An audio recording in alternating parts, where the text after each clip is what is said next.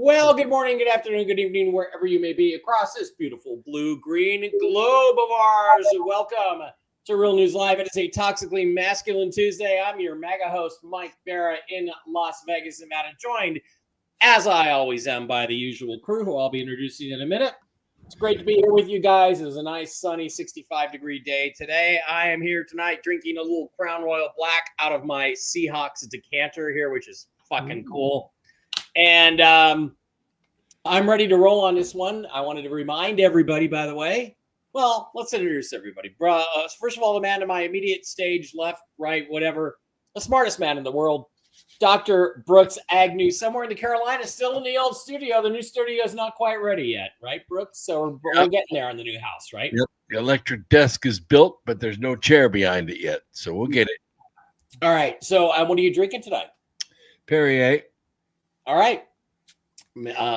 Really rocking and rolling before Thanksgiving. Dr. Brooks Agnew, speaking of Thanksgiving, I am eternally thankful that I met and had a great time hanging out with this guy.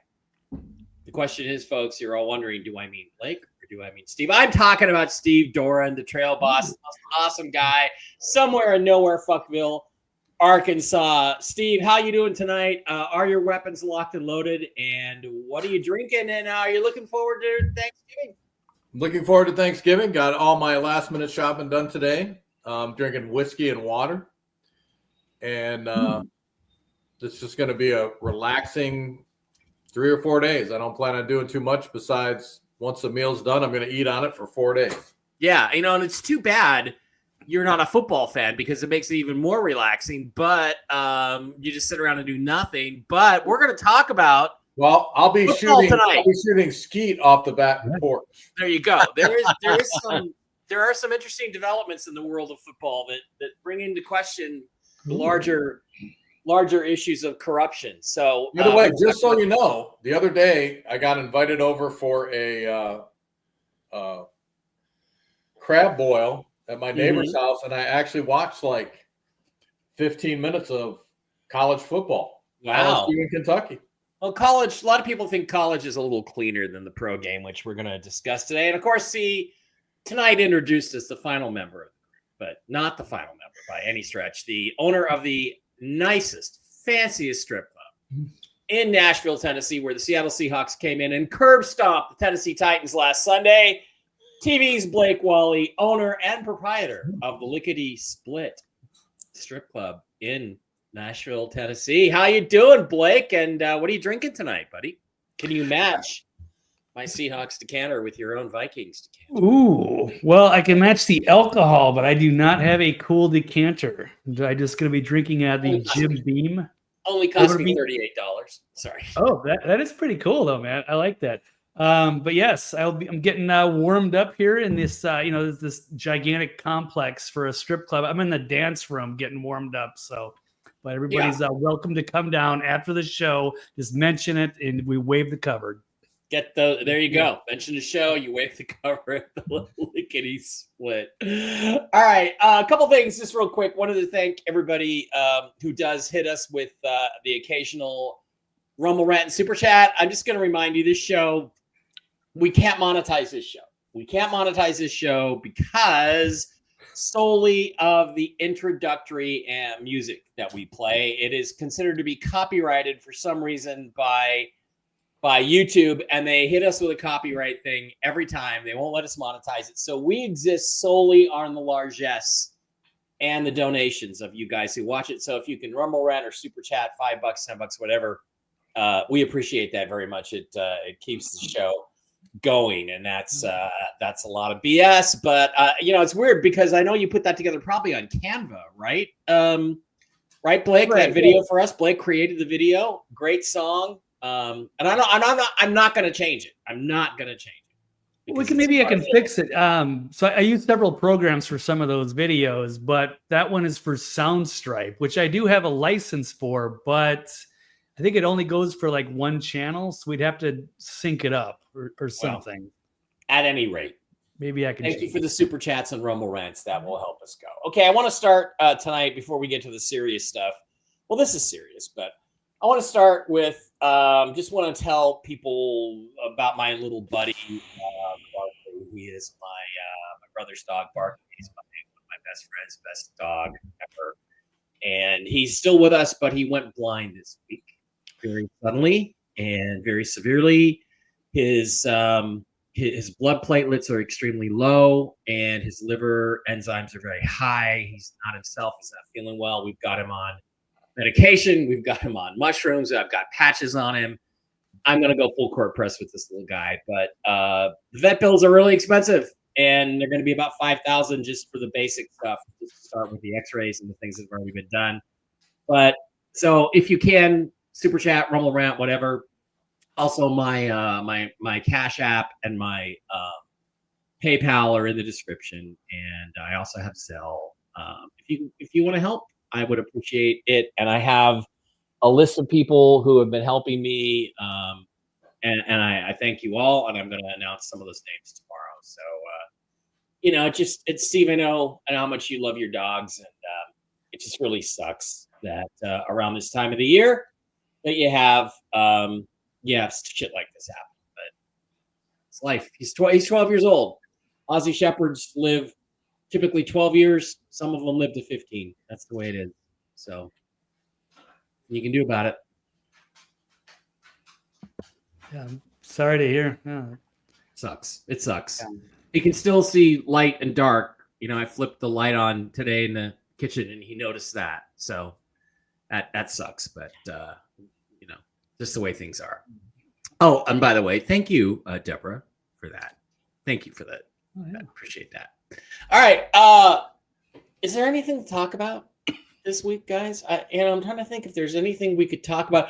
Oh, okay. How about we talk about treason? Let's start with Democrats committing fucking treason. I guess that's where I'm going to start. Let's just go there. Let's go there and let's listen to these fucking creepers.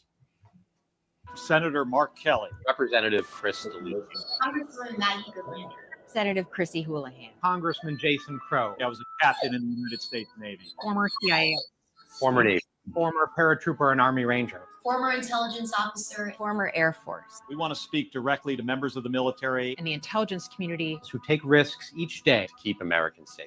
We know you are under enormous stress and pressure right now. Americans trust their military, but that trust is at risk. This administration is pitting our uniformed military and intelligence community professionals against American citizens. Like us, you all swore an oath to protect and defend this Constitution. Right now, the threats to our Constitution aren't just coming from abroad, but from right here at home. Our laws are clear. You can refuse illegal orders. You can refuse illegal orders. You must refuse illegal orders. No one has to care for orders that violate the law or our Constitution. We know this is hard and that it's a difficult time to be a public servant. But whether you're serving in the CIA, the Army, or Navy, the Air Force, your vigilance is critical. And know that we have your back. Because now, more than ever, the American people need you. We need you to stand up for our laws, our Constitution, and who we are as Americans. Don't give up. Don't give up. Don't give up the ship.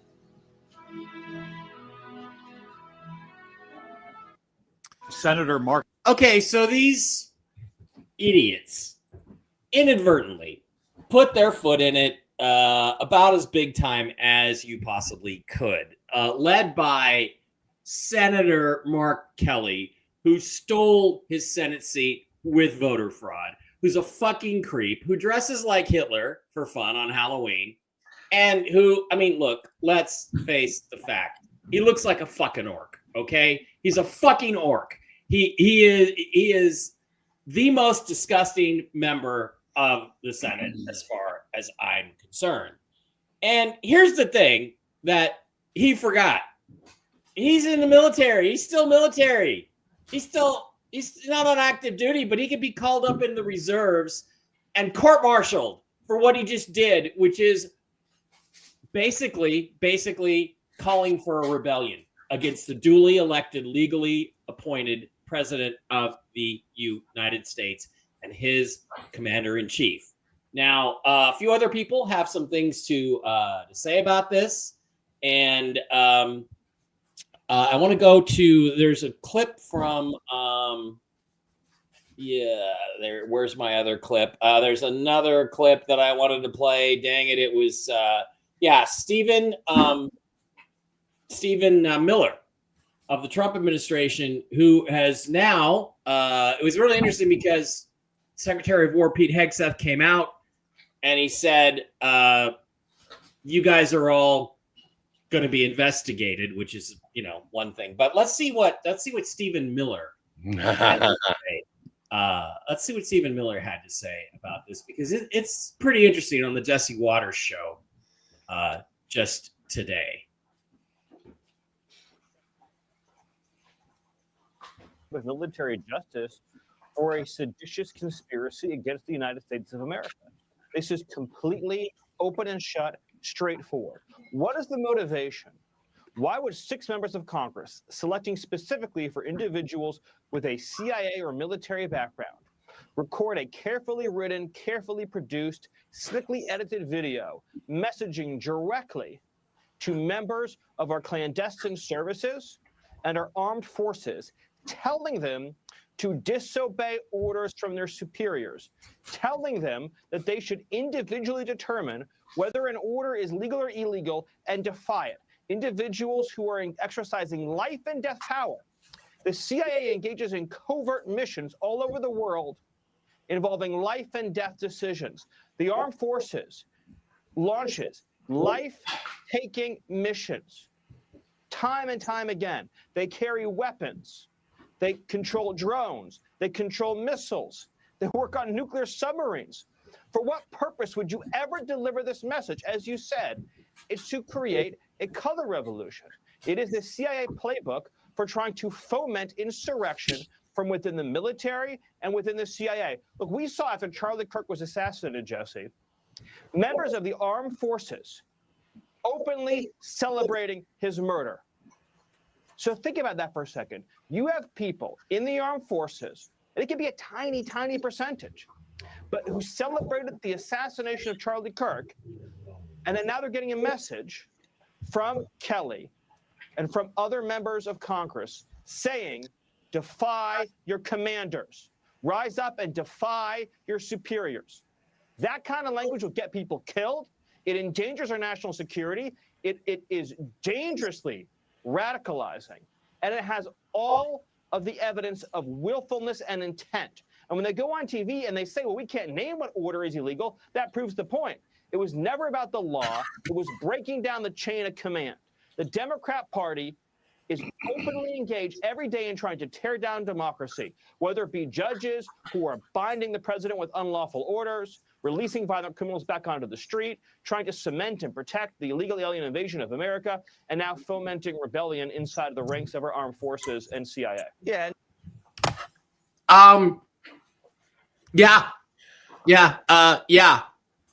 That is fomenting rebellion inside the United States military. It is treason. It is punishable by death. And Steve Doran, I don't know why he's not arrested already. I don't know why. All Hegseth has to do is reinstate him to active duty military and arrest him and put him on trial tomorrow. Let's do it tomorrow. You know why he's not arrested? Why? You know why he's not arrested? Because this administration has shown itself to have no balls whatsoever. They blew the prosecution on Comey. They blew the prosecution on that state attorney general. They're going to blow this one. They're not going to do anything. These people are going to continue to do what they do. They're going to get away with what they're getting away with. and nobody's going to do anything. They saber rattle, they run their mouth. You know, they have all these things that they come out and say, and they do absolutely nothing. Yep. Let me ask you, before I get to Brooks and Blake, as a former member of the military, special forces, among other things, do you truly have the right to decide for yourself whether an order is legal or illegal, unless it is just so blatantly out of bounds? If you were told to kill your own men or something, that would be obvious. But are you allowed to decide whether or not, if the president says we're going to go, surround CIA headquarters and arrest everybody in there, are you allowed really to say no to that and defy that order from your commander, your superior? Well, an illegal order is something that is typically extremely immoral. You'll know it's immoral. Like if there were a bunch of American citizens standing on the street corner and they said, okay, we want you to kill them all. All right, that would be an illegal order. Or, hey, go in that orphanage and kill every child in there and make an example, take pictures and make an example out of them to scare the enemy. That would be an illegal order. Right. It's usually something that totally goes against your moral compass and something that. Well, it has to be against the Geneva Convention, like something that was against the Geneva Convention, which everybody's supposed to be briefed on, right? Well, true, but I'm just saying that, it's pretty cut and dry what an illegal order consists of. So, but if they're telling you to attack the enemy, whoever that enemy is designated as, that's perfectly legal for them to do. You don't have you don't have a say in who they designate as a terrorist threat or a threat. The common soldier doesn't get to decide whether or not he's supposed to attack that bunker or not. If he's told to go, if you guys are told to go take out even these these drug cartel boats that they're attacking. Yeah. You don't have a choice. If they've designated them as a terrorist threat, you follow through with it. And see, the thing that protects you is that, typically these issues, going back to my day, there were things that they told us to do. And then certain people who shall remain nameless, but they're very famous, were prosecuted for basically doing their job. And the way they do it is they don't go after you for quote unquote, obeying an illegal order. They go after you for some nonsense that, makes no sense whatsoever. And they have all this secret evidence that you're not allowed to see and your attorneys aren't allowed to see. And then you get put in prison for 10 or 15 years for some bogus charge. So even if you were given a questionable illegal order that could go one way or the other, you're not going to be prosecuted for that. You're going to be prosecuted for something else. So, because it's the politicians and the higher ups that make those decisions on who you're going to go after. Right. Brooks, what are your thoughts on this? And how many years should these people spend in prison before they're executed? Wow. Well, my thoughts on it are that you're right. It is an act of sedition. Of course, you keep asking the questions, everybody does in the news media, and they come back to these people. So what's an illegal order? What's an illegal order? An illegal order is anything Judge Boasberg says is illegal. Anything that these judges are saying, Trump, you can't do that. Trump, you can't do that. Trump, that's an illegal order. That's what the Democrats want as their definition. The judicial cartel is the one that decides what's a legal order and what isn't. And so that's where the insurrection comes in. Now, I think they should all be immediately suspended from their official duties. They should be arrested. They should be tried, and they should be convicted for blatant acts of sedition and just use their own tape. Use their own tape as the evidence against them. And they need to make an example of these people, and they need to do it tomorrow. Otherwise, it's going to happen again and again and again, and we won't even have a Defense Department. Yeah, they don't need to do it tomorrow. They need to do it yesterday. And the other thing too is that at the very least, They should all be stripped of any security clearances they have. Yep. Any privileges they have to go anywhere. I think they should be placed under house arrest immediately, pending the outcome of the investigation. Now, the argument is, well, these people are civilians. They're congressmen. What that one bitch is, she's ex-CIA. She's intelligence community up to her ears.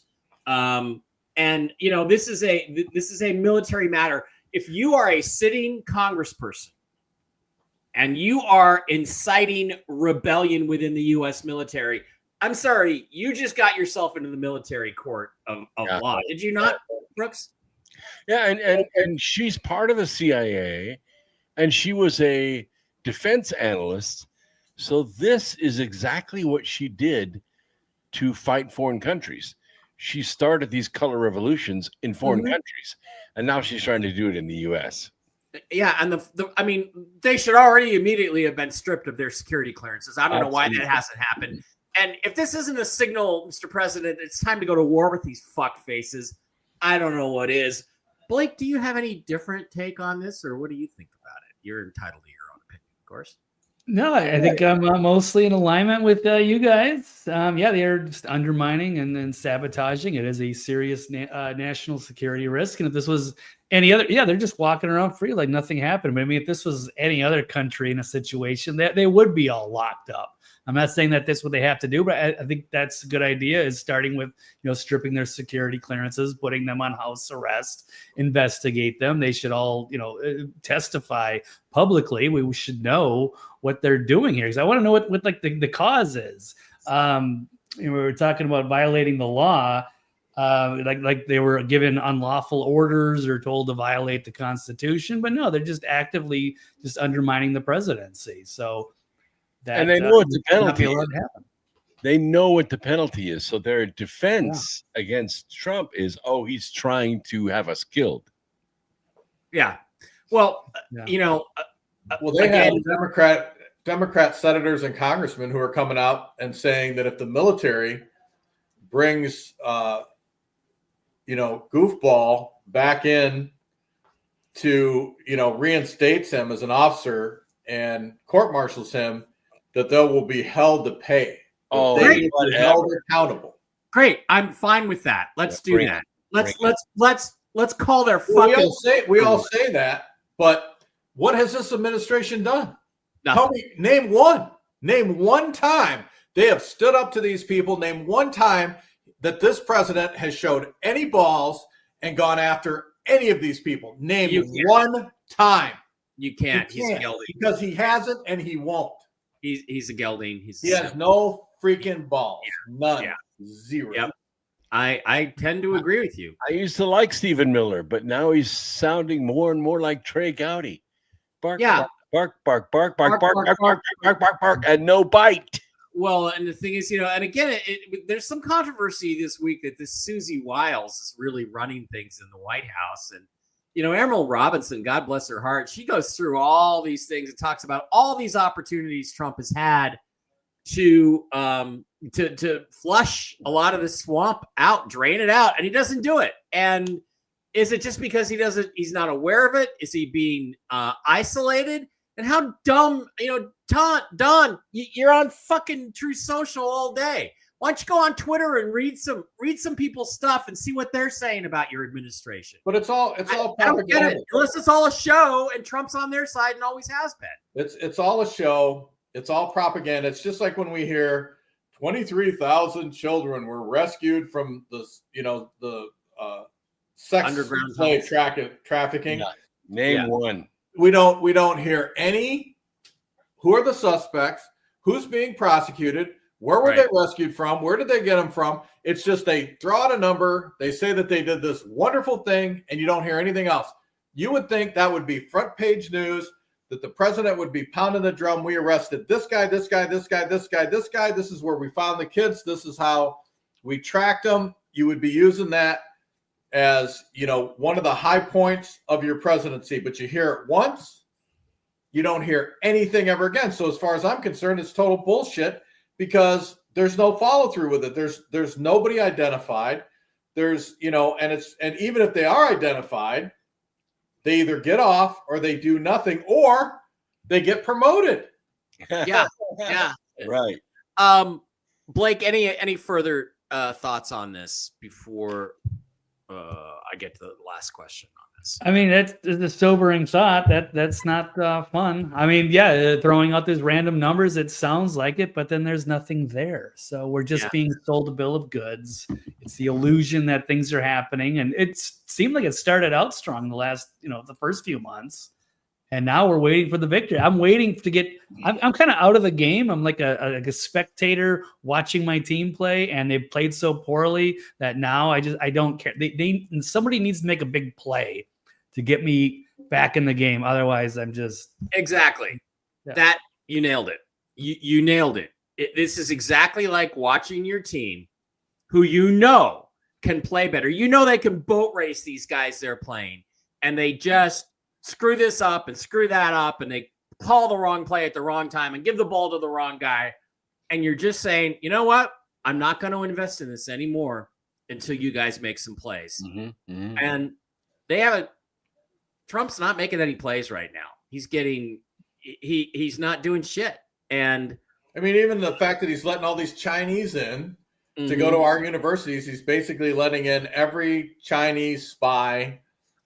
Chinese and the Indians, and it's like, oh, well, the government, we're getting all this money back through all these other tariffs and all these other things. Well, that's great. How does that benefit the average American? It doesn't.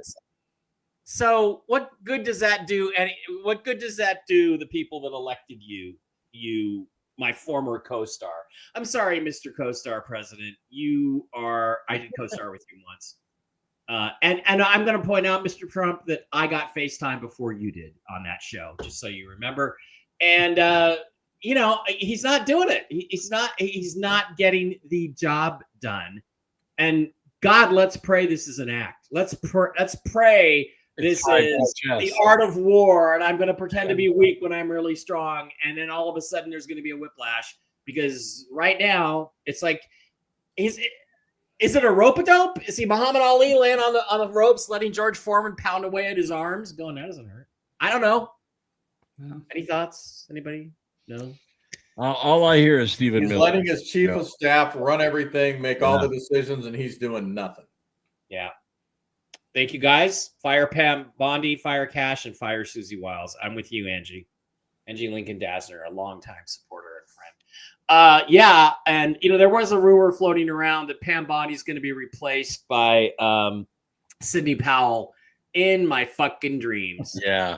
But here's the thing: they still have to go through Congress. He's not going to get her through Congress with the Rhino Senate. That's not going to happen. Not in the next year. They're just going to delay and delay and delay. So what Trump needs to do? I think I've got this right, Brooks. What Trump should do is fire whoever the deputy attorney general is. Appoint Sidney Powell or Matt Gaetz as deputy attorney general. And then fire the attorney general, Pam Bondi. And say, oh, guess what? Now Matt Gaetz is the attorney general until further notice, and you can't say anything about it. He could do that. And he doesn't do any of this shit. And it's like, I don't know. I'm just about he's primaried Marjorie Taylor Greene, chased her away. Yeah. Went after Thomas Massey and Rand Paul. I don't blame her. Taylor Greene has some issues, but anyway, I don't blame her. Jason Chaffetz did the same thing in the middle of his term, and he was a committee chair. He said, I'm referring people for prosecution, and nothing is happening. Congress has no power. Marjorie Taylor Greene is saying, wait a minute, you said you were going to, sounds like Steve, you're going to do this and this and this and this, and you did none of it. You're not even building the wall. You're not even putting up one fucking section of the wall. Yeah. Dave Bara says they all turned for the worse on the day that Trump ridiculed the Epstein files release. I guess. I don't know. I told him I will build that wall for free. Yeah. And I will have it done before the end of your first term. Coast to coast. Yep. So, all right. Let's get out of here with one final question on this particular issue. The Democrats are basically, to my mind, drawing a line in the sand and saying, if you cross this line, It's time for war, civil war. I say let's give it to them. Is anything going to happen to any of these bastards, these criminal traitors? Blake, anything going to happen to any of them? It should have. Something should have given by now. I mean, he even like went after Antifa and declared them like a terrorist. I thought they were a terrorist outlet, but they're just doing whatever they want. So I don't know where we're getting any wins. Every time there's an assassination or an attempted assassination, they're working alone. Yeah. They're working alone. Every single time, no matter how involved they are with the FBI. Steve Doran, is anything going to happen to engage these bastards in a little bit of nope. And not only that, if Antifa is a terrorist organization, then every armed American citizen, when they start pulling their nonsense, should be able to go in and take them out. Or if they're terrorists and they're committing terrorist acts, then as a citizen of the United States, you should be able to enforce that law with malice. You are a part of the well-regulated militia the Second Amendment talks about, Steve. And if you've got terrorist activity, happening down the street or in your community, be able to engage them. That's right. But what do? Who gets arrested? Who gets arrested? The person defending themselves or the person defending an old lady that they punched in the face. That's the guy that gets arrested, not the terrorist, the designated terrorist organization. Right. And does the Justice Department come in and do anything? Nope. Brooks, same question. Have they crossed the line and did we finally get some action against these guys or not? Well, what they've done is they pushed the line. They think they're crossing it, and what they're doing is drawing another line. Oh, yeah, cross this one. Oh, yeah, cross this one. And we never come back. We never say that's it. We never do a Vladimir Putin. This is the fucking line. And if you cross it, we're going to come kick your ass. And so the Ukrainians crossed it, and bam, Putin went in and did his business. That's what we need to do. Draw the line in the sand. And when you cross the line, we come in and it's poverty and devastation. Yep. Speaking of that, there is apparently something happening that may or may not may end up being a Ukrainian-Russian peace deal. It was announced today, but apparently Ukraine has agreed to the points that are proposed by the United States and Russia, and that they are going to give up the territory that was never theirs in the first place. But Donald Trump posted on Truth Social a few hours ago, through the White House over the past week, my team has made tremendous progress with respect to ending the war between Russia and Ukraine, a war that would never have started if I were president. Last month, 25,000 soldiers died. The original 28-point peace plan, which was drafted by the United States, has been fine-tuned with additional input from both sides. And there are only a few remaining points of disagreement. In hopes of finalizing this peace plan, I've directed my special envoy, Steve Witkoff, to meet with President Putin in Moscow. And at the same time, Secretary of the Army Dan Driscoll will be meeting with the Ukrainians. I will be briefed on all progress made, along with Vice President J.D. Vance, Secretary of State Marco Rubio, star of Age of Disclosure, the new UFO documentary, Secretary of War Pete Hegseth, and White House Chief of Staff Susie Wiles. I could leave her out of it. I look forward to hopefully meeting with President Zelensky and President Putin soon, but only when the deal to end this war is final or in its final stages. Thank you for your attention to this very important matter.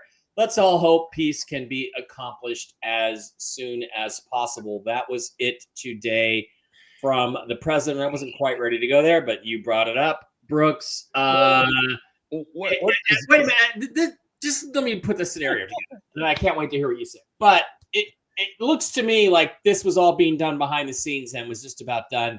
And then somebody leaked it in order to undermine it. Am I crazy for thinking? No, that's exactly what happened. And what this boils down to is one word, and the left loves to use this word. It's called occupation.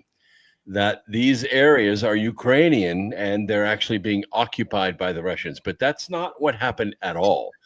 Every single one of these states, all five, Donetsk, Zaporizhia, Crimea, Donbass, they all had their own free and fair elections, which, by the way, were monitored by the UN during the elections. And they all decided to accept Russian citizenship because They're Russian. They're Russian, and the Ukrainians have been attacking them for 8 years, and that's why Putin moved in and saved these people. The Russians haven't taken this property. The Russians had this property for 800 years. Yeah, it's Russia. Yeah. Exactly. Blake, first of all, the undermining of this peace plan and exposing it, that's allowed intelligence agents and Democrats to already come out against the peace plan. Can you imagine what 500,000 people have been killed in this ridiculously stupid war, which isn't a war? The Russians, like you said, Brooks, the Russians came in, they took the territories, which, by the way, I was told in 2015, they were ceded all of these territories as part of the Jassara international agreements. They went right up to where they were supposed to, and they stopped and they waited. And they're protecting Russian people who want to be Russian citizens who voted to be Russian. That's right. Do you see this as a deliberate undermining of the peace process? And do you think a peace deal gets done at this point? Man, it's tough for me to wrap my head around that because it seems like nobody, like as part of that, deep state kind of side, wants to give up an inch of land. So I thought that was kind of like the deal breaker, and we were going to be stuck there. And there was no reason to fight for any of that, as this entire thing has been wasteful, exactly as Brooks has pointed out, because Putin is seen as a liberator. So, if Ukraine, if that very corrupt government actually, treated the people in that eastern and southern people respectfully, maybe none of this would have happened, but they did this to themselves. And Putin tried to do everything diplomatically until he couldn't, had his line crossed, and decided to invade. And now they're fighting this losing battle, and all they're doing is destroying all of these lives and all of the money that we've dumped, especially us, as we're taking the bill to fund Ukraine in this. So no, it's just been a disaster, and it's time to end. And yeah, I'm sure they probably would undermine the peace deal and then to keep it going. They have, I guess, too much at stake. I don't know what, but it's Britain. Yeah, Britain is the one that undermined the Minsk agreements in the first place. Otherwise, it would have ended in 2018. Yeah, it was Britain that undermined everything. Britain's the one that's trying to destroy Russia. Actually, they're trying to destroy Britain, the nation of the United Kingdom, a wholly owned subsidiary of the Rothschilds Bank of France. Steve, any thoughts on this? Do you give a shit? Do you just want our money to stop going there? I mean, basically, I want all the weapons we're sending. I want all the money we're sending. I want all the supplies we're sending to Ukraine. I want it stopped. I guarantee you cut off the money, you cut off the supplies, they'll make peace yesterday. Yeah. I mean, why are we again, it's like it's Europe that wants this war. Let them fund it. Right. Exactly. Let them fund every bit of it. Let them supply the weapons. Let them supply the money. Let them supply, the beans, everything. And we need to pull out of it and just go, hey, we've done the best we can. We're done. So you guys, Europe, you want to keep this war going? You fund it. We're not giving you one penny. And again, the agreement between the United States and Russia, the Russian Republic, since it formed in 1991, after the fall of the Soviet Union, was if as long as Ukraine is not made a member of NATO, there will be no problems in Eastern Europe. Then Kamala Harris comes out in 2022, at the time, the vice president, if you can believe that. Kamala comes out and says Ukraine needs to become a member of NATO. 2 weeks later, Russia invades. The United States, under the corrupt, illegal, fraudulent Biden administration, provoked this war. Putin had enough. We've got bioweapons labs, nuclear facilities on the border. I'm on Putin's side on this one. I would do the same thing if I was the Russian president, wouldn't you? Yeah, I mean, if you look at what he actually did, he crossed the border first with buses, and he went to the orphanages and he saved all the Russian kids that were in those orphanages. Why were they there? Because the Ukrainians had killed their parents. Yeah, and we're going to sell them to Michelle and Barack Obama. And they were using them all over the bioweapons program. Yeah. And Putin took them to Moscow, to their relatives in Moscow. Now, he has since returned a lot of them to the Donbass and to the DPR, the Donetsk People's Republic, because they also have relatives there. And that was under Melania Trump's urging. Yeah. And that shows the heart of Putin. And you realize that all this time, Putin has not been fighting for land at all. Mm-hmm. He's been fighting for people. Yep. I think if this hadn't been deliberately leaked by people in the intelligence community, probably being bribed by Lindsey Graham, the warmonger, we'd probably have a peace agreement announcement this week. Probably would have been announced already, maybe even on Thanksgiving. And it's now been undermined. But let's get out of here with the final question. Blake, do we get a peace agreement between Russia and Ukraine by the end of the year? Yes or no? I'm going to say no. Steve, yes or no? Do we get a peace agreement? Nope. Brooks, do we get a peace agreement? Yes or no? Well, I know what you guys are calling a peace agreement, so I'm going to agree with the team. No. Wow. I'm going to say yes. I'm going to say yes. We do manage to pull this off in some way, shape, or form. Hopefully it sticks better than the Israeli thing, which is... Steve's right. If you cut off the weapons, you're going to end the conflict. Mm-hmm. Putin is not going to take over Ukraine. He doesn't want to. He doesn't need it. And he doesn't want to manage Ukrainians. And where we're stupid and Russia is smart. When Russia kicks somebody's ass, they just leave and let them deal with their own problems after the war is over. With us, we feel like we got to go in there, rebuild them, re-educate them, blah, blah. But it's a great opportunity to exploit their currency for the next 10 years. Yeah, I mean, it's just ridiculous. All Russia does is they kick their ass and they leave. Yeah. All right.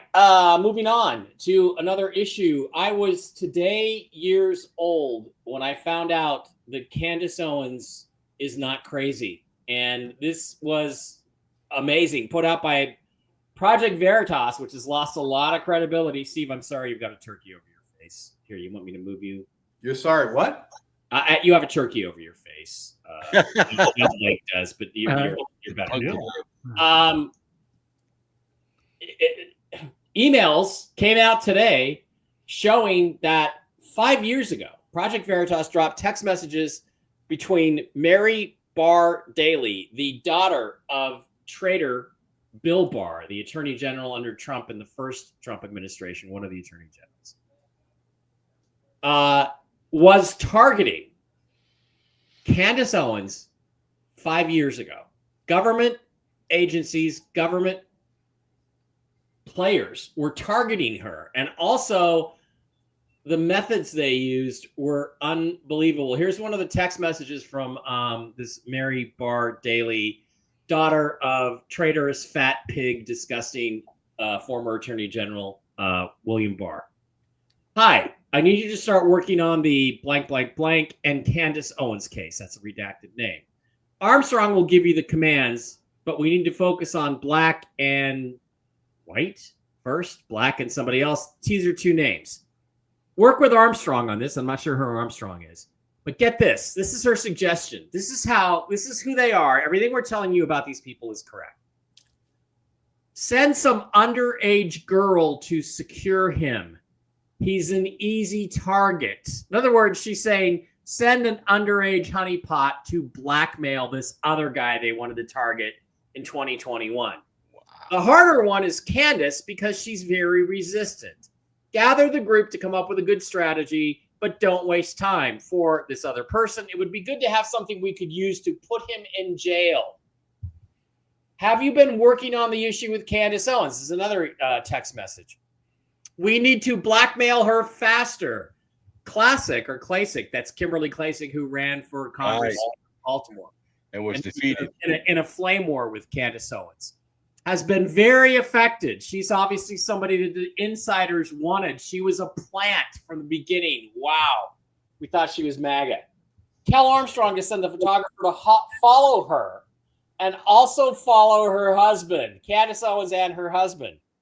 Right. Want to know if they need to focus on Candace or Candace first, comes the answer from Mary Barr Daley. I am so angry at her that I can't stop thinking. If the things she says about Klasick are taken seriously, They will investigate the use of money in the election campaign.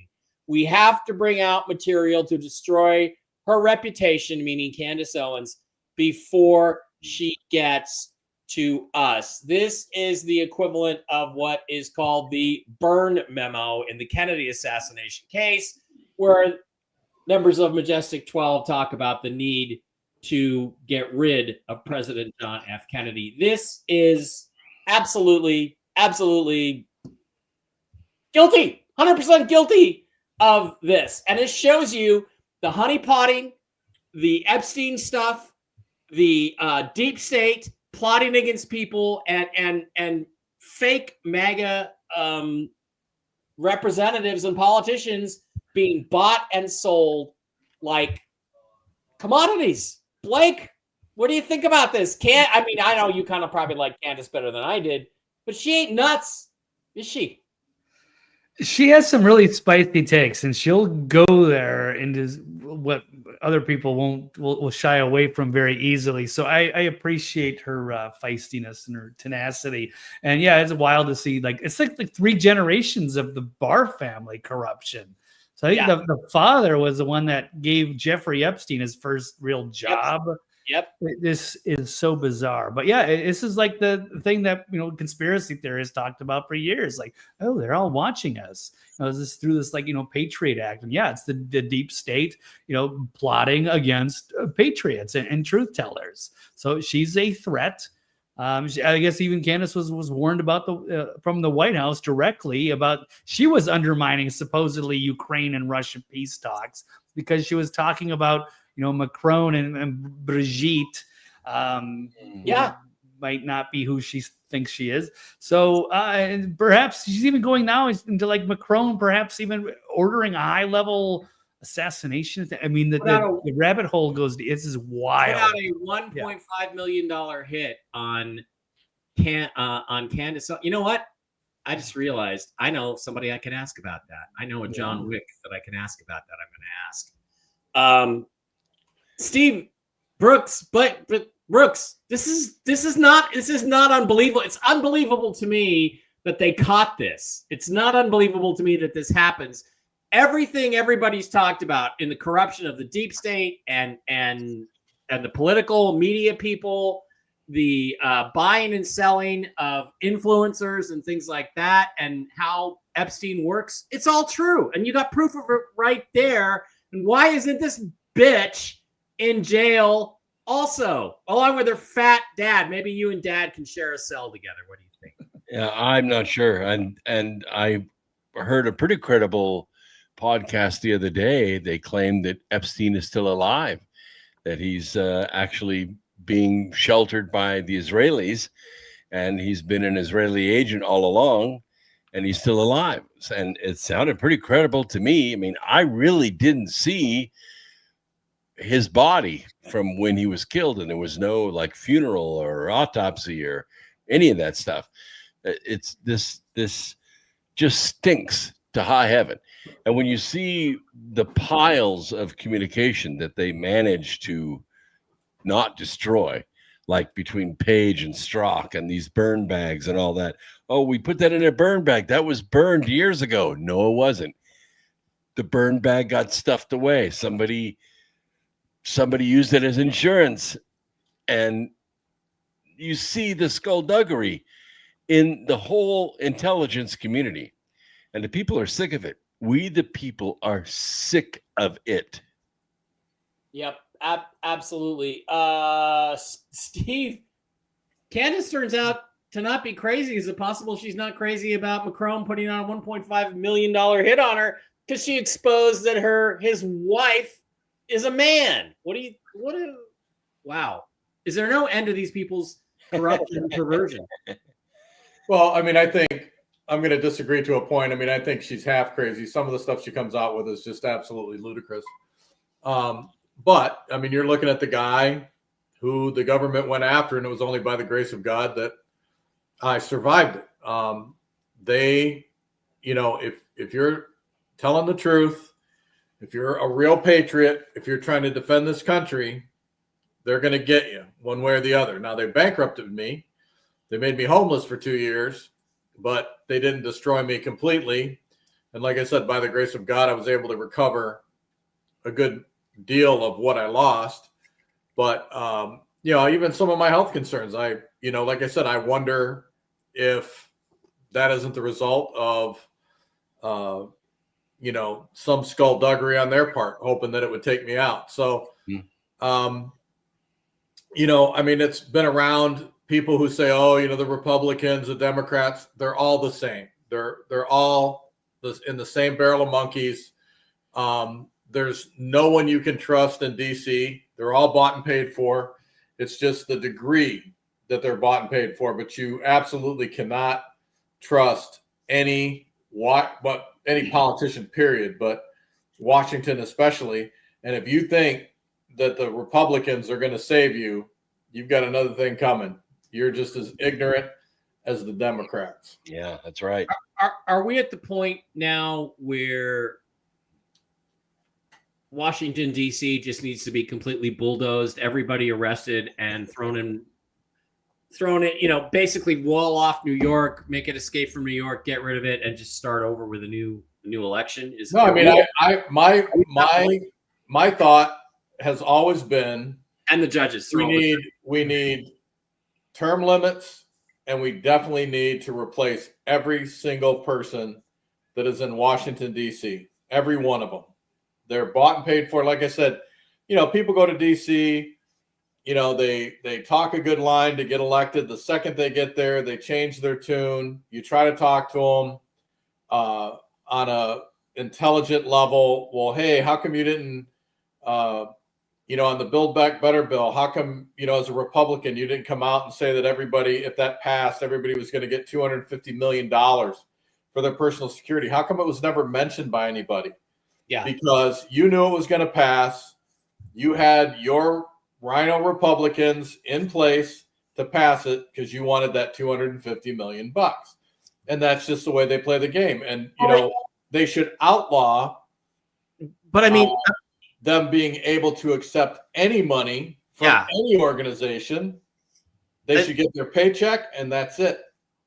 And again, MT Farmer, you're right. Term limits will not work if the staff stay. That's why I say you have to bulldoze the whole thing. That's right. And well, it's a start. Yeah, and again, my thing is, I'd like to see them go back to part-timers, and they have to go back to their state and stay in their state. You only serve 3 months out of the year. That's the only time you can legislate is 3 months out of the year. And but again, so many of these agencies, they only exist because the United States is in a state of emergency. So if the president really, really wants to get rid of all this corruption, there's one way to do it. Cancel all the states of emergency. Right. Where, Serbia and Montenegro, where you got to say, there's a bunch of them out there. I've gone through the White House website and I've read it.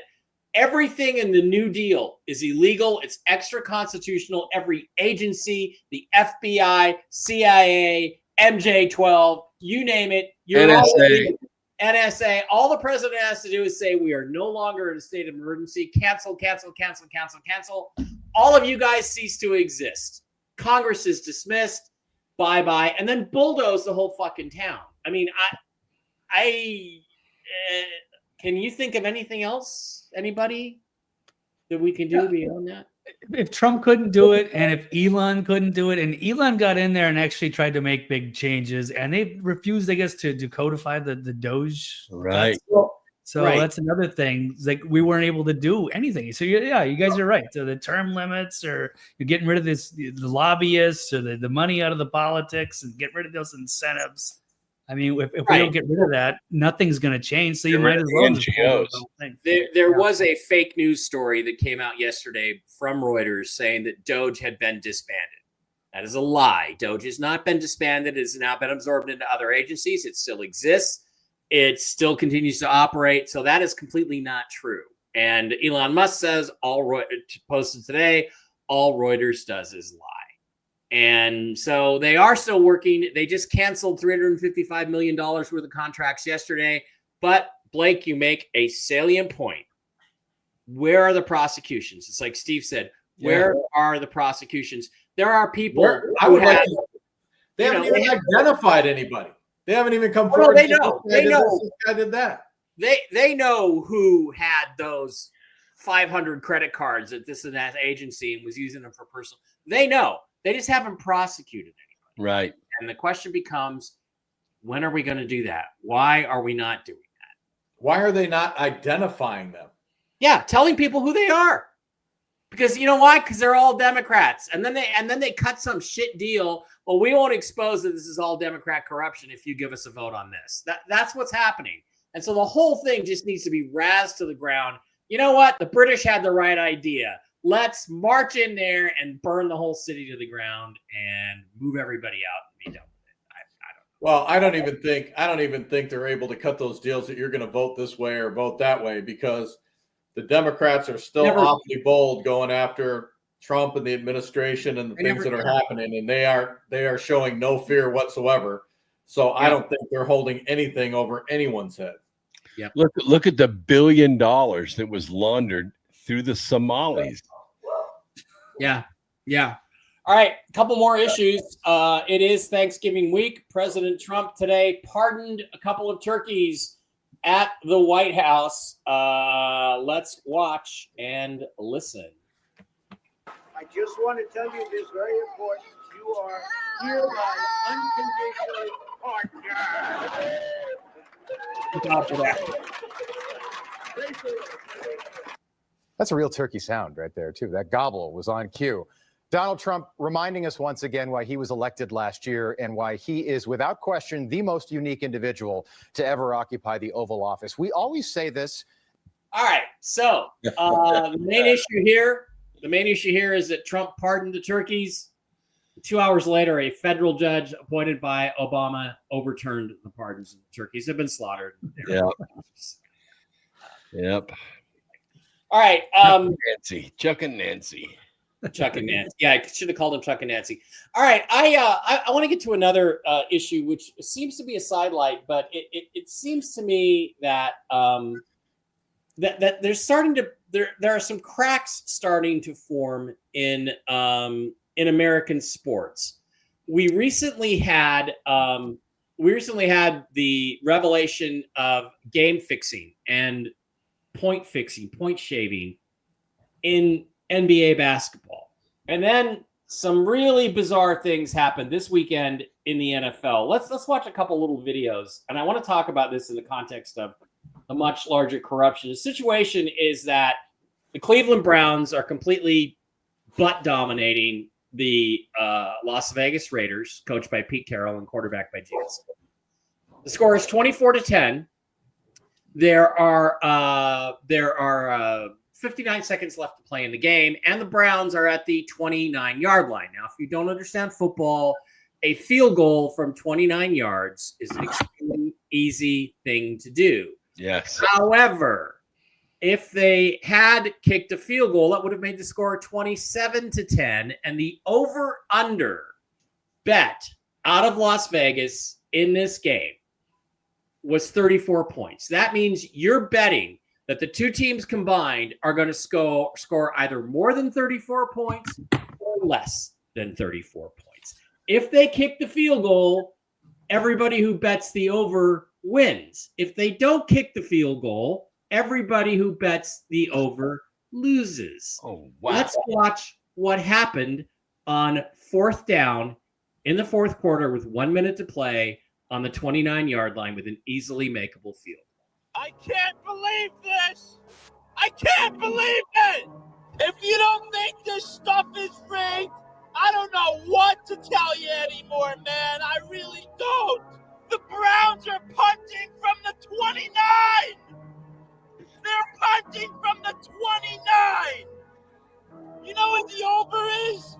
38 and a half. I've been watching football for 30 years. I've never seen somebody punt from the 29. The 29.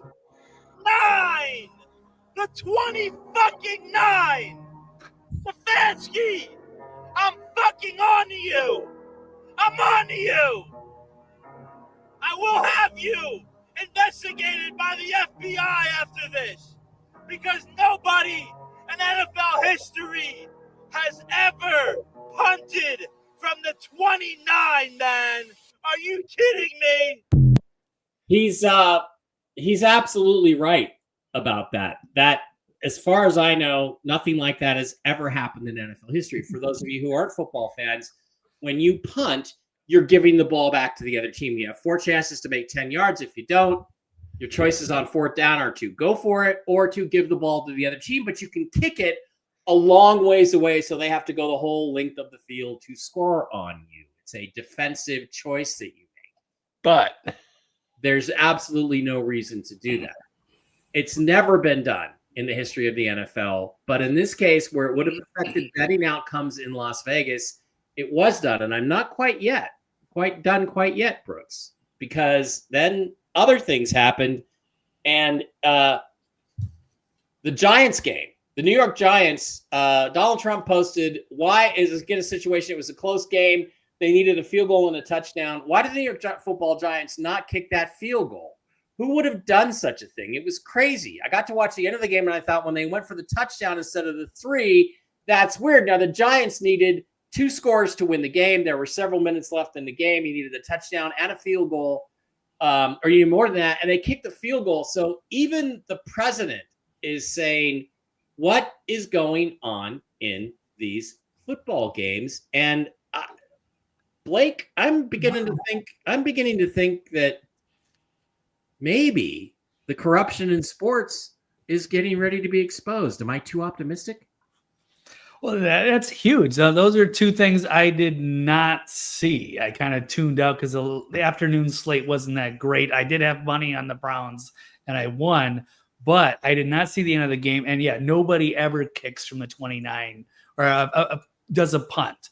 I mean, that's bizarre in itself. They should have at least gone for it. They could have knelt. They could have kicked a field goal, but the punt is like the weirdest situation of all. You can't even like game plan something like that. That you don't practice for something like that because that doesn't happen.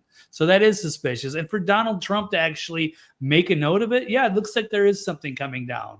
Because after the NBA scandal, I know there's all these prop bets. There's so many ways for people, and it's like there's sports gambling is now, not nationwide, but in many states, it's not just Nevada anymore. Oh yeah, right. It's easier for me to gamble in Tennessee than when I lived in Vegas all those years. So yeah, there's money and there's reasons to rig a game if you need to at the highest levels. I'm sure it's very possible. I've seen way too many weird calls this year, and that one is definitely about as bizarre as it gets. Yeah, the new rule around football is never bet on a Kansas City Chiefs game because you never know what the refs are going to do to help them win. So you can't count on anything. Brooks, do you think maybe we're on the verge of exposing the corruption in sports? And will the Seahawks get the Super Bowl 40 Lombardi trophy back? I've never seen anything like it. I mean, basketball, betting. I mean, baseball, we talked about it for a long, long time, but the Pete Rose was kept out of the Baseball Hall of Fame forever because he bet on baseball, but he never bet on his own team, and that's where you have the influence. So that's why they don't have betting in sports. But in football, you're in front of 100 and something thousand fans live, and in front of millions watching, and you can't pull this stuff off. It is very, very difficult to do. Well, everything is scrutinized to such a tremendous extent. Yeah. And I don't think like a gambler because I don't gamble on the games, but I could see Vegas, having $500,000 or $500 million one way or the other. It's a big deal. This over and under. They played the odds. I bet they made $30 million profit. Well, that's the thing. What I have not seen yet is anybody going and looking and saying, how much did the casinos make by them punting the ball instead of kicking the field goal? And I guarantee you it was a lot. So, Steve, let me just ask you this. Is anything going to happen with this? Or do you see the cover coming off on this corruption just a little bit, of course, based on all the other corruption that's not prosecuted? It probably won't be prosecuted either. But. Well, I mean, I have to digress because you know me, I know nothing about professional sports. I do, I've always said that I believed it was corrupt just from my experience as a policeman working the games and protecting the players. But I mean, I really don't have an intelligent answer because I don't know enough about it to give you one. Well, let me just tell you what happened was extraordinary. It's never happened before that I can ever recall, where you're in an easy scoring position and you choose to give the ball back rather than attempt to score a field goal. And it look, I'm just going to tell you, I see that what happened there. Somebody in Vegas called the NFL. Somebody in the NFL office got the word down there. Hey, don't score here. That had to be what happened, because it makes no sense from any strategic standpoint, and nobody is questioning it in the NFL media, which again shows you how corrupt it is.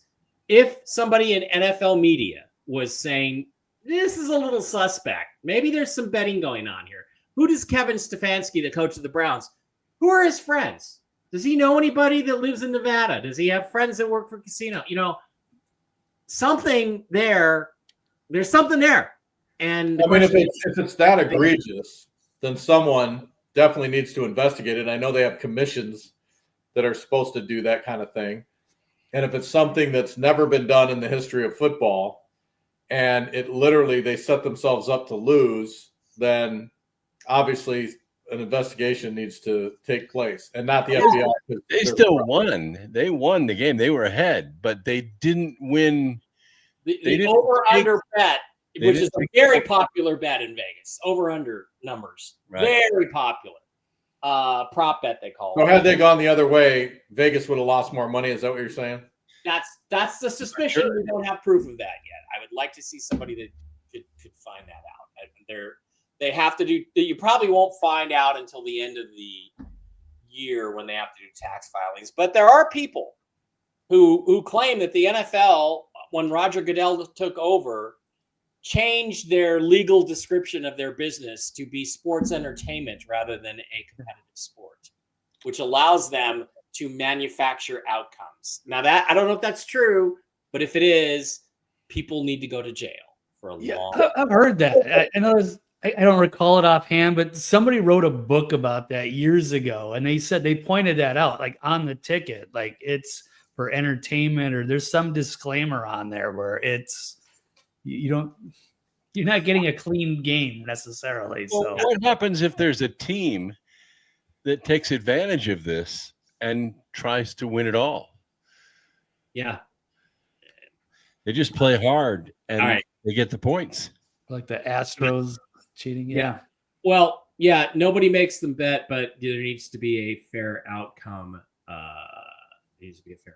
So, all right, two more issues. One of the things Twitter X did this week is they put the country of origin now in the profile of accounts, and now they're saying you can also do the region of origin. So it looked like South Asia instead of saying Indonesia, but a whole bunch of fake MAGA accounts like Ian Miles Chong were called out on it. It turns out he pretends to be MAGA, and guess what? It turns out that this guy, who's been a popular influencer, signed up originally from Indonesia and now lives in Qatar and is an or United Arab Emirates, based in the United Arab Emirates, and connected via United Arab Emirates. Or September joined from Malaysia.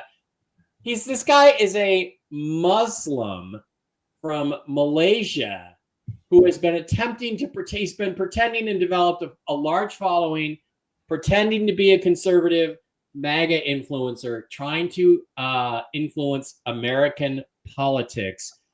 All across Twitter now, people are being exposed. Accounts are being exposed as being fake and not being real. And Brooks, what do you think about this? I mean, I think it's a great feature. And what does this tell you about how much fake MAGA there is out there, and the extent to it? And it's obvious. It seems to me the Arabs are funding a lot of this stuff. Well, I see a lot of it, of course, in the genre that we're in and that we tweet in and retweet and post in. We see it. We see people with, everything they post gets amplified everywhere. It gets millions of views, and we post and it goes nowhere. I mean, I'm really lucky to get 6 or 7 likes on something I post. And I've been on Twitter since the early days, since the very beginning. And I'm active on it every single day. I'm active on it because I'm promoting my brand. You're promoting your brand. But look what happens. It goes nowhere. And, I don't have boobs, but a lot of these people are heavy influencers, and they don't have boobs either. But somehow everything they say, everything they do gets millions of views. Yeah, it is quite extraordinary. And it's like I talked about with Benny Johnson. The content is just vanilla, and they get all the, like, even cat turd's not that entertaining, and he's got this huge following. Blake, what do you think about this? You're sort of a social media expert here. I think this is awesome, and again, I think it's Elon Musk exposing corruption here. It's good. It's a start. And it's nice to see that, because there are a lot of fake influencers, and they're involving themselves in American public opinion in the town square. And it's good to see that, and where people are from and what their intentions are. And there's also another odd revelation. It was like a Harry Sisson, the little Democrat influencer. I think he was his account started in Ireland, but he was only like 12 years old. So people are thinking like he was groomed from it. But there's a lot to clean up, because it's a rigged game. And I've had these little internal conversations with Grok, and I think a lot of us got kneecapped in like 2016. We were getting a little too effective for everything when Trump won. Yeah, I guarantee you Harry Sisson was not the one actually writing the tweets that came out of his account when he was 12 fucking years old, and now he has this big leftist following. It's manufactured, right? Oh, absolutely. A lot of people are, or they buy accounts, or they buy influence. It's a rigged game. It's unfortunate. So there's a lot to clean up. So hopefully they'll get the algorithm straightened out one of these days, but it's a big work in progress, and there's a lot of things to untangle from behind the scenes. So, but Steve, good development. Steve is an individual who is not a citizen of the United States, who created his account in a foreign country, and who lives in a foreign country and tweets from a foreign country, but is pretending to be an American and a conservative and attempting to influence American politics. Is that election interference? And should that person be prosecuted under international law, or basically warned that if he ever should come to the United States and set foot on the soil, he's going to be arrested? Is that what should happen to these people? Because it seems to me this is nothing less than foreign election interference. Well, I don't see it as election interference. I mean, I just see it as, Twitter, Facebook, all of these social media platforms need to get their act together. I mean, as an example, we've discussed this before off the air. It drives me absolutely insane on my Facebook, on Twitter. The only thing I get literally is liberal propaganda. I'm like the most conservative guy on all these platforms, and every single thing that pops up on my feed is liberal propaganda nonsense. And it's like, why am I getting this? I don't have anything to do with those people. I don't read any of their articles. I could give a crap what they say. So why am I getting it? Because I'm conservative. They're trying to change my mind. I mean, I don't get it. And, so if you've got somebody who lives, as an example, in the UK, then they should be commenting. I mean, which they have every right to do. I mean, if they want to comment on the way we do things in the US and they hate us or love us or whatever the case may be, but it should be very clear on that platform that individual is commenting from this country or that country. It is, is a Brit, or is Irish, or is from the United Arab Emirates. That's absolutely it should clearly indicate what country that information is coming from.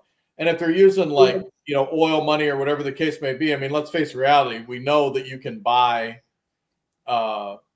views, right? If you got enough money, you can have millions of views, because if you pay these platforms, they'll make sure that you get them.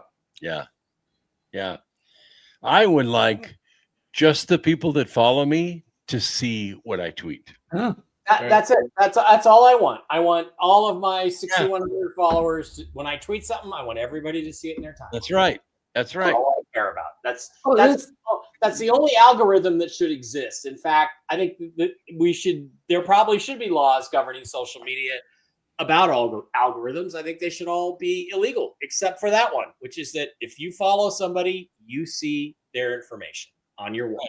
Right. And then you can share it. Chronological order, right? You can share it or like it, and it grows that way. And other people that they know that you don't know, they get to see it with their endorsement. And that's how you grow. Yep. Absolutely. Thank you very much. Yeah. Can't overcrank and Troy Randolph. Thank you guys. Wow. All right. One last issue that there was a new documentary came out called Age of Disclosure, which is supposed to be this groundbreaking UFO documentary. And I reviewed it quickly on YouTube. It was great, or not YouTube, but TikTok. I was doing YouTube, and then my screensaver came up, and so boobs appeared right behind my head. And when I was doing the live, and I'm like, yeah. And because I do have boobs on my computer, not right now, but I do have them. I do have a screensaver.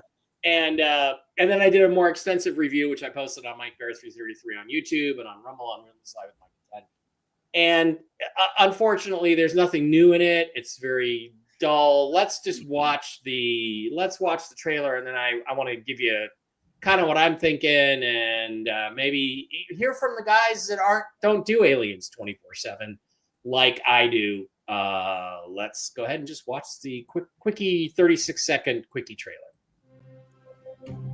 This is so secret. Very, very few people in our entire government have been allowed access to it. Even presidents have been operating on a need-to-know basis. It's not acceptable to have secret parts of government that no one ever sees. Some people claim it would cost them their lives if they spoke out about these things. Do you have any personal knowledge of people who have been harmed or injured in efforts to cover up or conceal this extraterrestrial technology?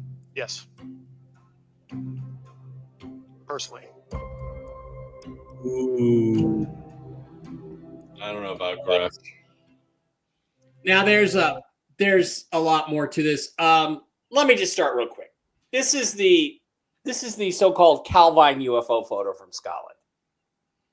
It's a Harrier jet chasing a diamond-shaped aircraft, which might be the secret Aurora project. No, that's actually not what it is. I personally have debunked this one. This is the peak of a mountain in Scotland called Farragon Hill. You have it's about 2,500 feet tall. You have an inversion layer of fog. The ceiling was 15,000 feet. The lower level was about 2,300 feet. And the Harrier is simply a Harrier from a base doing ground penetrating radar tests and practice runs. These guys took a picture of the Harrier, took several pictures of the Harrier as it flew by. They developed them in 1990 and said, hey, it looks like it's chasing a UFO. They sold it to a Scottish newspaper for $15,000 and had a really fun week in Barbados on the money. This is the kind of shit that you have in the UFO community. This is what's passed off. David Grush has alcohol problems. He has drug problems, apparently. At least that's what I heard. I heard he had some domestic problems.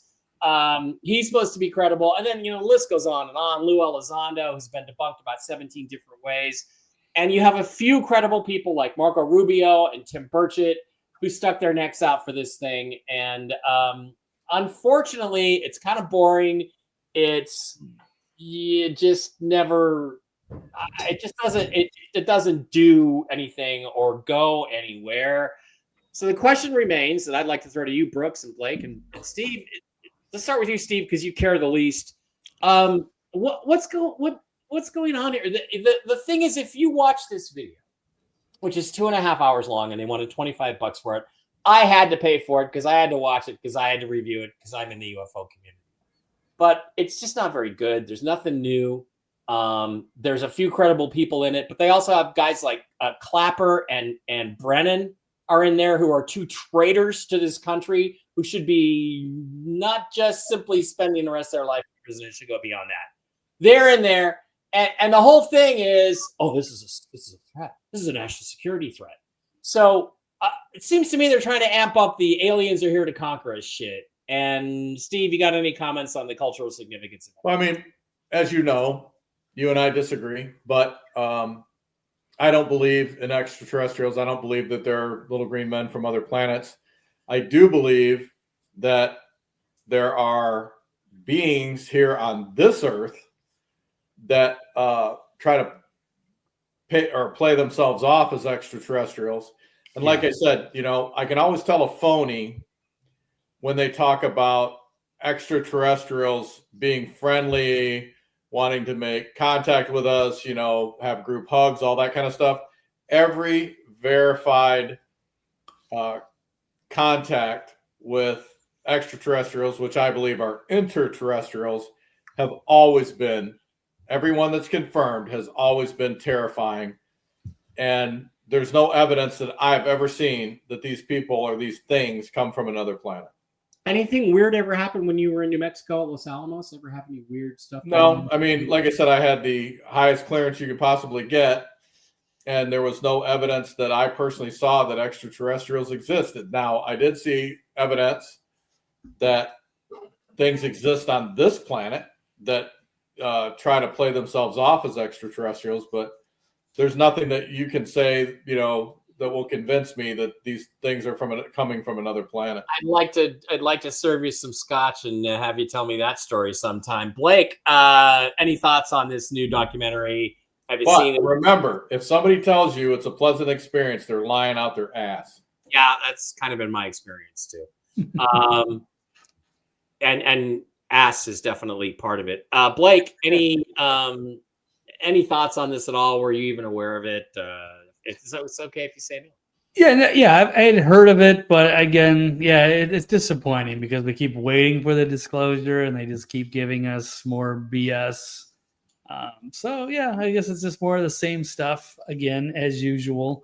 And I don't know if, I almost feel like maybe aliens, if there are any benevolent aliens, I mean, they probably look at us like we're, the third graders of the galaxy. But if they ever did, want to intervene, maybe they can just give us the straight truth because we're never going to get it from our own government. That's the narrative that this movie promotes is, we're just not important. I heard some. That they're what? That they're benevolent?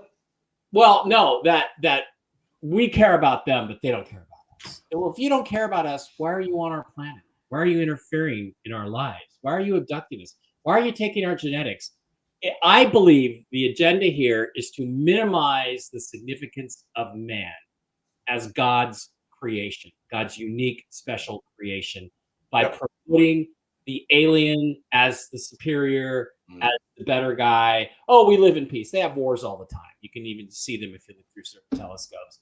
So I believe that's what the agenda is with this narrative that's out there. I don't think the filmmaker, having watched him, I don't think he's bright enough to even figure this out. But that's what I think is going on. I think that they're trying to minimize the significance of man in God's overall creation, and that's what agree with you of this. That's what the purpose of this whole disclosure narrative is. And disclosure, remember that term, and I want to get your comments here, Brooks. But to me, that term is disclosure is simply the government narrative. I don't want disclosure. Fuck your disclosure. I don't believe a fucking thing the government says. You know what I want? I want the truth. I don't want disclosure. I want truth. Brooks, any thoughts on this? Have you seen it? I had this same conversation on Coast to Coast with George Noory, who's probably heard more UFO stories than any man alive. Yeah. And I don't believe Grush, and I don't believe Greer for 1 minute. But here's the questions that I asked. They're brief, but the answers really open the entire thing for you. Number one is, how long have aliens been on this planet? Well, I mean, universally, people go, they've been here since, forever. Millions of years. Yeah, millions of years. Right. Okay. So what is their purpose for being here? Is it to conquer the earth, conquer the world? Because they could have done that when we were throwing rocks at each other pretty easy. Now our weapons are pretty sophisticated and as good as theirs, frankly. We're as good as theirs. But so the other question is, are the aliens working with our governments only, or are our governments working with the aliens? So let's explore both those questions.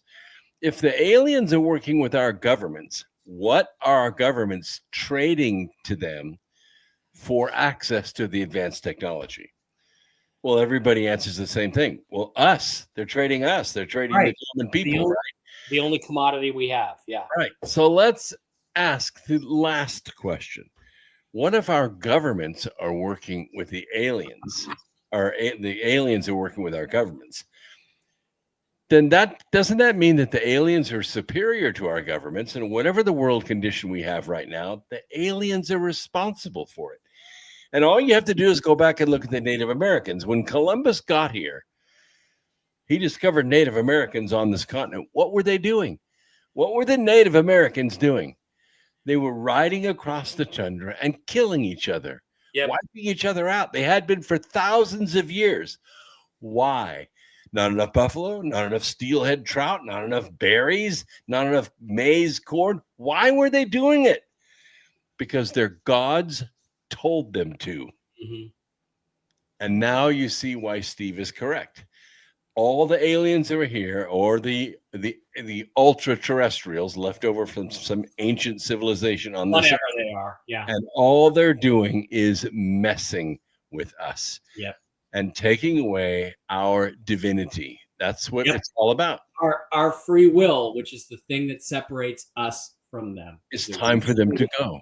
Have free will. It's time for them to go. And I hear all shit. Oh, they were here first. It's their planet. No, it's not your planet anymore. It's like Lord of the Rings. The age of man has begun, is what the end of Lord of the Rings was. Right. It's the age of man. We breed and they don't. Yeah, so we win. It's our planet. Get the fuck off our planet. We don't need you. We don't want you. Fuck off. All right. That is going to wrap it up. Thank you for a great show, guys. Great conversation. Great discussion with a bunch of really cool masculine dudes. Thanks for being here. Blake, I know you got to go get the girls lubed up for the party tonight. And I want everybody, alcohol. I want everybody to have a wonderful Thanksgiving. I'm going to go to Jim and Regina Mitchell's. We're going to watch football, have a great time. Everybody have a great one. Everybody have a great weekend. And, I'm going to throw something out there. I proposed this on my regular news show, and I'll say it again tomorrow. If something really dramatic doesn't happen by Black Friday, I think we should maybe send Donald Trump a message and sit Black Friday out. I think you should seriously consider not spending any money on Black Friday and saying, and posting it out on Twitter, this is what's going to happen if you don't start arresting people, Mr. President. Let's do that. Let's start. I wish I would have thought of this a couple weeks ago. We could maybe get a movement started. But no taxes for you. No taxes for you. All right. Have a great one. Thank you for being here. Love you all. We will see you next Tuesday. And Allie, if you're watching, happy birthday. Happy 25th birthday. Nice. Okay, Valerie. We will Allie. We will see you next Tuesday. And that is not a reference to Nancy Pelosi.